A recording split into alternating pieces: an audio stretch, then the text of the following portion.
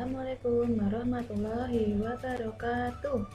Apa kabar? Semoga dalam keadaan sehat ya.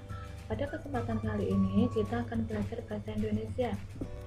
Bersama saya Usyanti. Di sini nanti kita akan mempelajari tentang dongeng. Langsung saja kita mulai ya. Dongeng adalah cerita hayalan atau cerita yang tidak benar-benar terjadi. Dongeng umumnya bercerita tentang kehidupan pada zaman dahulu kala. Dongeng biasanya berisi pesan atau amanat. Tokoh yang ada dalam dongeng bisa berupa manusia, hewan, atau tumbuhan.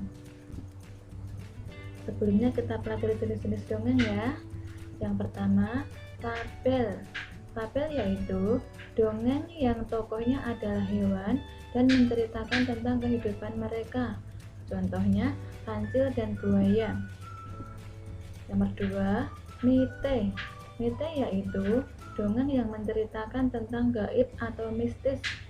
Contohnya, cerita Nyi Roro Kidul.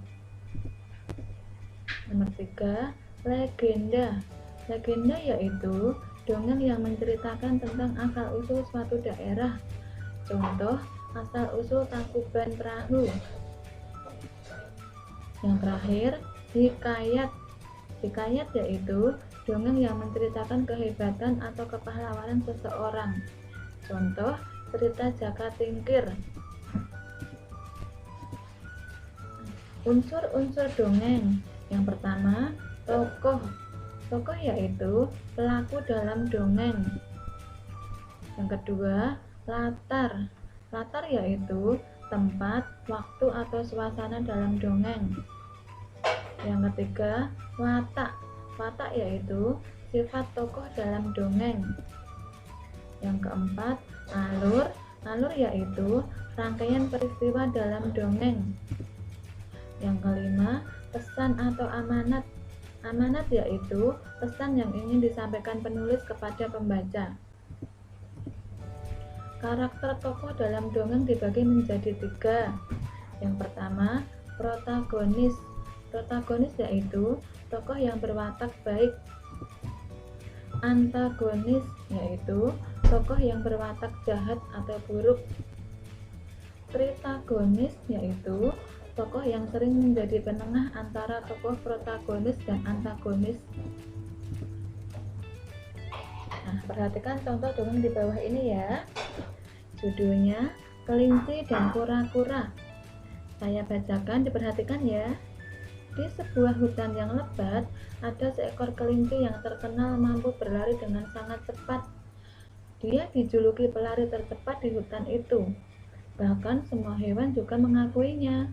Tetapi, ketenaran yang dimiliki si kelinci membuat dia menjadi sombong. Pada suatu hari, ada sekelompok hewan sedang bercakap-cakap di tengah hutan.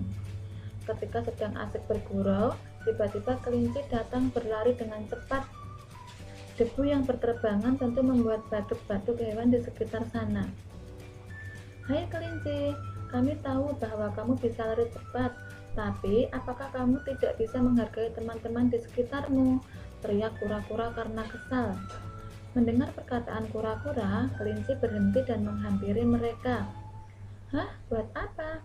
Mengapa aku harus mendengar perkataan dari komunitas hewan lambat seperti kalian? Pasti kalian iri karena tidak bisa berlari secepat aku dan hanya bisa merayap pelan-pelan saja. Hahaha," kata sang kelinci sambil mengejek.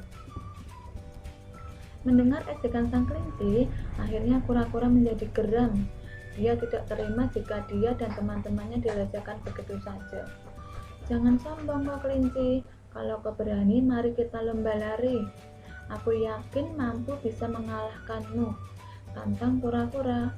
Mendengar tantangan itu, si kelinci tertawa terbahak-bahak dengan sikap melecehkan. "Kau mengalahkanku? Hahaha, kok ini belum tidur sudah mengigau ya? Dasar kura-kura bodoh. Baiklah, aku turuti permintaanmu. Aku pasti akan menang," kata kelinci. Akhirnya, mereka memutuskan untuk berlomba. Si siput bertugas sebagai hakim di garis start dan si keong berada di garis akhir mengawasi siapa yang sampai duluan. Dengan mudahnya, kelinci memimpin lomba. kelinci berlari jauh di depan kura-kura yang merangkak lambat. Hal tersebut membuat si kelinci tertawa makin menghina, tapi si kelinci tetap berusaha pantang menyerah. Dia tetap berlari sekuat tenaga demi harga dirinya dan teman-temannya. Melihat kegigihan kura-kura, timbul niat usil di hati kelinci. Kelinci beristirahat di bawah pohon untuk mengejek kura-kura yang sangat lambat. Namun, hal itu membuat kura-kura makin berusaha keras. Udara di bawah pohon cukup sejuk, ditambah hembusan angin sepoi-sepoi yang cukup segar membuat kelinci tertidur sangat pulas. Bahkan dia tidak menyadari kalau kura-kura berjalan melewatinya. Ketika ia terbangun, ia sudah terlambat.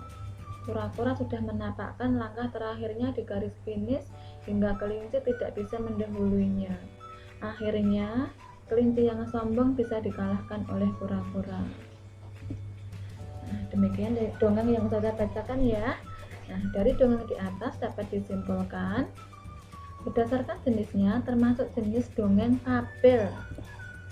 Tokoh dalam dongeng tersebut yaitu kelinci, kura-kura, siput, dan keong.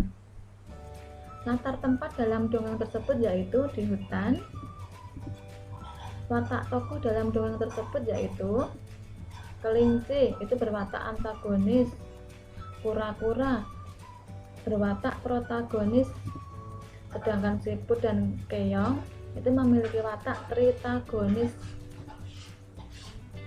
Nah, pesan atau amanat dalam dongeng tersebut yaitu janganlah kita sombong dengan kelebihan yang kita miliki. Nah, kesimpulannya, dalam setiap cerita dongeng pasti memberikan pesan moral atau amanat yang bisa kita terapkan dalam kehidupan sehari-hari. Nah, semoga pembelajaran kali ini mudah dipahami dan bermanfaat ya. Terima kasih sudah menyaksikan. Tetap semangat belajar dan jaga kesehatan. Sampai jumpa pada pembelajaran berikutnya. Saya akhiri ya. Wassalamualaikum warahmatullahi wabarakatuh.